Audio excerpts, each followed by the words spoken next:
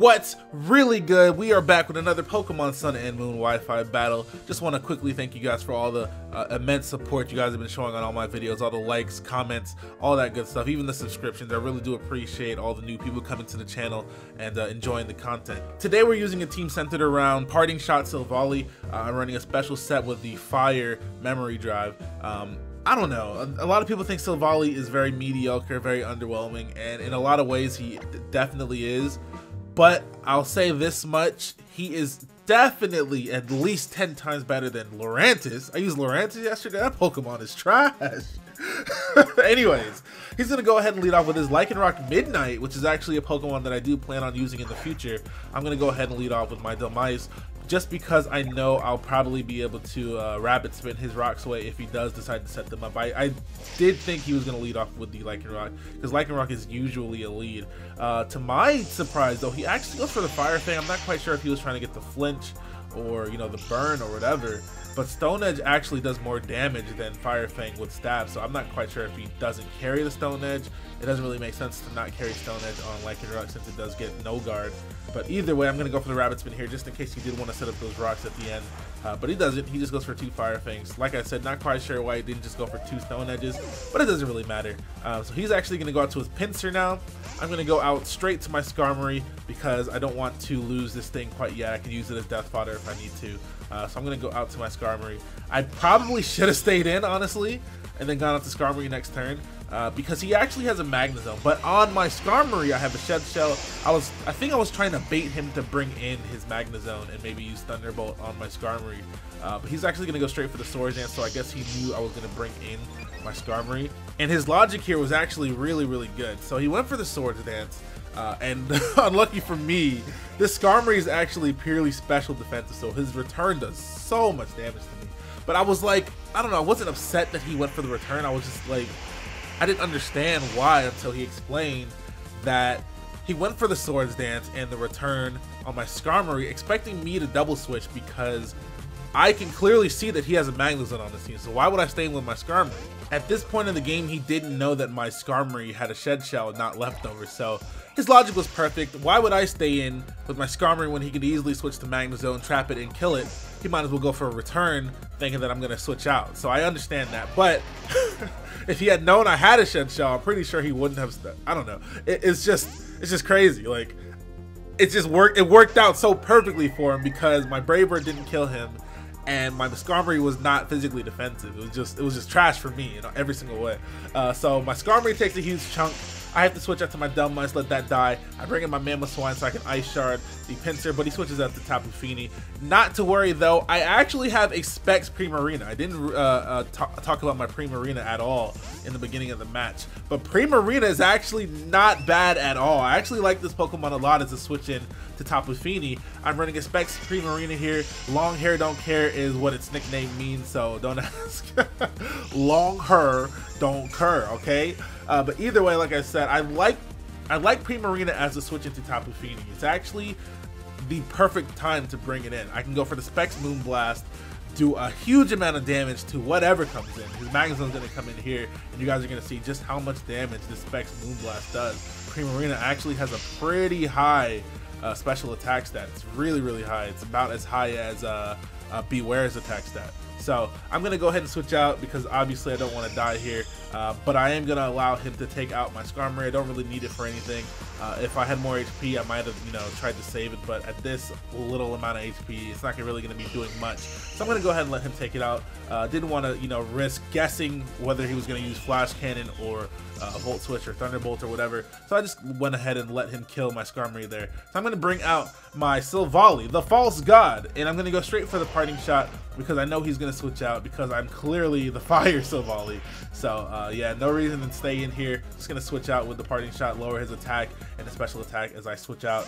And I actually see this as the perfect time to go for Stealth Rocks because it's going to force his Tapu Fini to come back in, and then he's going to have to choose whether he wants to attack me or get rid of the rocks, which means that I'm going to be able to bring back in my Primarina and fire off a Specs Moonblast and probably kill something with it. So that's exactly what's going to happen here. He brings back in his Tapu Fini, again allowing him to set up the Misty Terrain. Speaking of Misty Terrain, why is Misty Terrain the only terrain that doesn't boost moves of the same type? The other 3 terrains all boost the type of moves of their respective terrains, but Misty Terrain only reduces Dragon type moves by half, and it makes that, you know, you can't be status while you're in the Misty Terrain, but it doesn't boost Fairy moves. I really wish it boosted Fairy moves, because then this thing would have got blown back. I would have just blown it away completely. But either way, I'm gonna take the Surf, and then he's gonna go for the default, get rid of the rocks, and then I'm gonna do an actual crazy amount of damage with the Moonblast. Now, if it was boosted though, it would have done so much more damage. But either way, you guys are gonna see just how strong Specs Primarina is. I even lower his special attack afterwards, which is pretty cool. I guess it works in this situation. In most situations, it really wouldn't work. Like, you know, the next situation, he's actually going to switch out to his Marowak. Obviously, a special attack drop doesn't help me there at all. But either way, I like the fact that I, you know, had the chance to lower a special attack or special attack.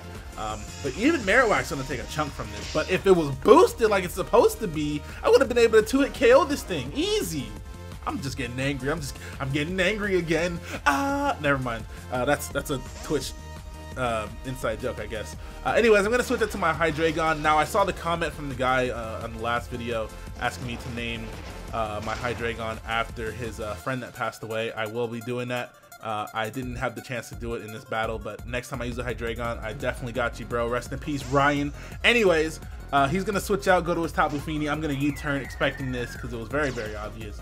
I'm gonna go right back out. You already know, I'm going right back out to my Primarina because he cannot actually do anything to Primarina.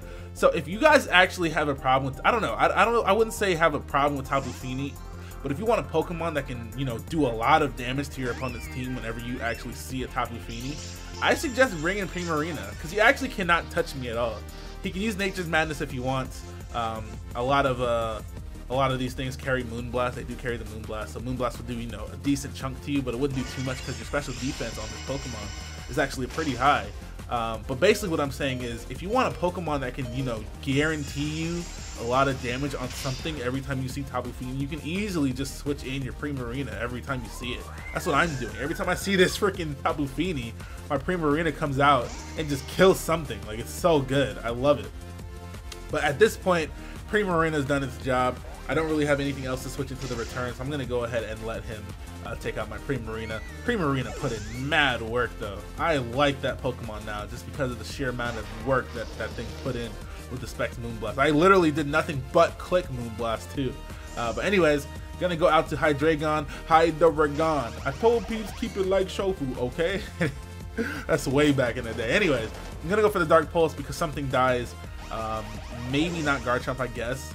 But I'm not really too worried about Garchomp because I do have the Misty Terrain to protect me. But either way, I'm going to switch out because I'm not quite sure what item this thing has. And I know that I can't kill him in one hit with Dark Pulse. So I'm going to go ahead and switch out to Silvally. And he's actually going to go for the Dragon Claw. And it's going to be so insanely weakened by the terrain. It pretty much does like nothing. Like that's less than 25%. So what I'm gonna do now is just go straight for the Ice Beam. I know his lasting Pokemon are Marowak and Pinsir. If he does want to go to that Marowak, I'm just gonna go for the Parting Shot right afterwards and then go back out to Hydreigon because with the lowered attack, he wouldn't be able to do much to my Hydreigon anyways. But I actually get the freeze with Ice Beam. But like I said, it doesn't really matter at the end of the day, and he definitely could have gone for Flare Blitz to thaw himself. So I'm not quite sure what he went for here. Probably the Shadow Bone, maybe the Will-O-Wisp. I don't know if he thought I was going to stay in or switch out. I don't know what he did. All I know is that it was not Flare Blitz, because if he went for Flare Blitz, he would have thawed himself.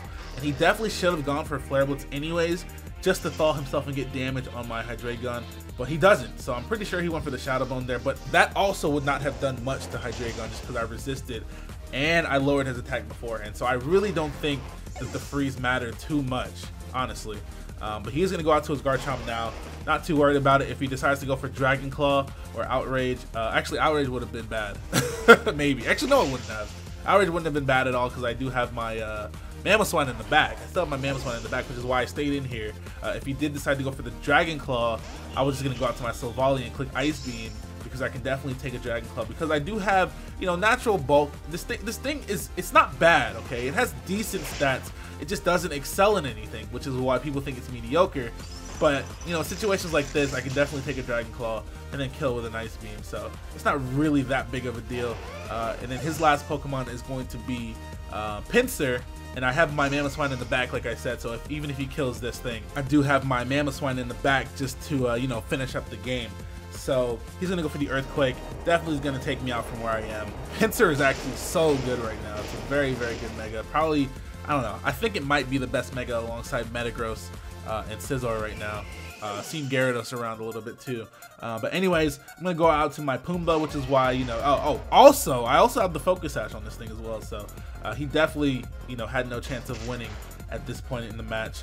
Definitely, even though I did freeze his Marowak, I'm pretty sure I still had it in the bag, because actually, now that I think about it, Mamoswine alone ran through his team. He had Marowak, Mega Pinsir, and Garchomp. That's a couple Ice Shards and an Earthquake right there, man. But anyways, thank you guys for watching. I actually kind of enjoyed using this team, so I think I'll try it again soon. Maybe I'll switch out the Skarmory that I had on this team for a more physically defensive one, and then maybe switch out Dhelmise for something else. But I think this team could be good. So thank you guys for watching. Make sure to check out the last video on the screen right now. Also, if you do want to send me your teams to use, I will be using them on Wi-Fi, so I might, you know, upload a battle with your team. So check out the hashtag #TeamsForShofu, add that to your team, send it to me on Twitter, all that good stuff. But thank you guys for watching. I am out of here. Like, comment, subscribe. Bye!